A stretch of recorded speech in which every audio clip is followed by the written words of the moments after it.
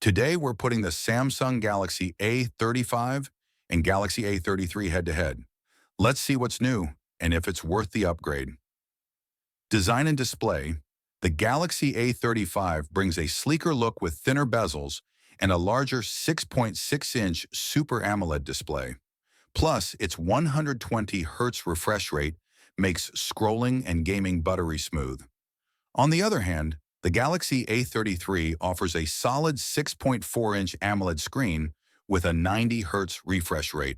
Great for everyday use, but not as fluid as the A35. Performance. Under the hood, the Galaxy A35 is powered by the latest Exynos 1480 chipset, delivering faster speeds and improved efficiency. Meanwhile, the Galaxy A33 runs on the Exynos 1280, which handles daily tasks well but struggles with more demanding apps and games. Camera. The Galaxy A35 steps up with a 64-megapixel main sensor, offering sharper photos and better low-light performance.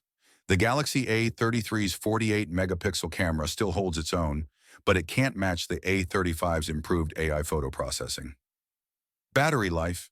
Both devices come with a 5,000 milliamp hour battery, but thanks to the A35's more efficient processor, you'll get a bit more screen time. Software and features.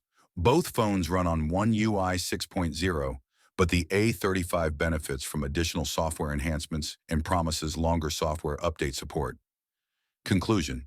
So is the Galaxy A35 worth the upgrade? With a better display, faster performance, and improved cameras, it's a clear winner for power users. But if you're on a budget, the Galaxy A33 still packs plenty of value. Which one would you pick? Let us know in the comments. Don't forget to like, subscribe, and hit the bell for more tech comparisons.